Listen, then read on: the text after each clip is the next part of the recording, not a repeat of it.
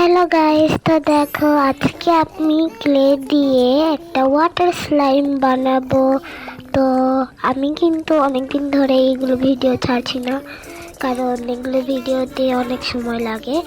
তো দেখো আমি আজকে ছাড়ছি এই ভিডিওটা। আর এখানে আমি প্রথম থেকে একটা স্লাইম বানাইছিলাম, ওটাও তো ভালো হয় নাই। আর এখানে অ্যাক্টিভিটর বানাইছি। অ্যাক্টিভিটরটা হচ্ছে হুইল পাউডার আর পানি আর লবণ দিয়ে মিক্স করে নিয়েছি।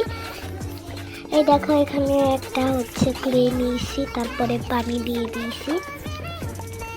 দেখো পানি দিয়ে দিচ্ছি, এখন চামচ দিয়ে একটু মিক্স করে নিব। তো এই হচ্ছে ক্লেটা আমাদের লাগবে না, আমাদের যেটা লাগবে সেটা হচ্ছে ক্লের পানিটা। তো আমরা এই ক্লেটা রেখে দিব যদি কাজে লাগে। তো এটা রেখে দিচ্ছি আমি। আর মেন জিনিসটা হচ্ছে পানি। তো যেহেতু ওয়াটার স্লাইম বানাবো সেই জন্য পানি লাগবে।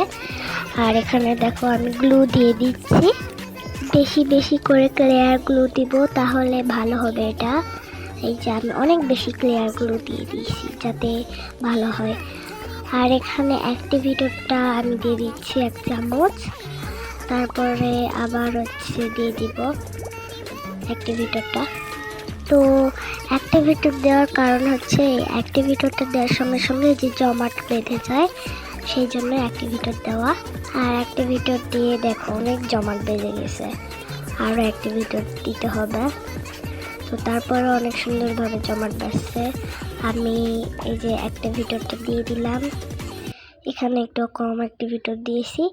আর এখানে দেখো আমি টেবিলে হচ্ছে এটা ফেলে দিয়েছি, কারণ বাটিতে ওটা ছোট বাটিতে হচ্ছে না, তো সেই জন্য টেবিলে আমি ফেলে দিয়েছি এটা, তাহলে ভালো করে আমি স্লাইমটা বানাতে পারবো।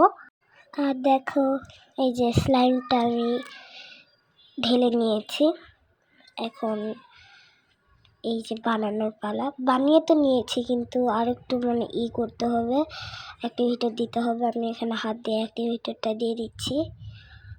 তো দেখো এই যে অনেক সুন্দর করে অ্যাক্টিভিটর দিয়ে দিচ্ছি। দেখো অবশেষে আপনাদের স্লাইমটা কমপ্লিট হলো, অনেক সুন্দর হয়েছে। এই যে দেখো অনেক সুন্দর হয়েছে। এই যে আমি আবার অ্যাক্টিভিটর দিয়ে দিচ্ছি যাতে অনেক সুন্দর হয়।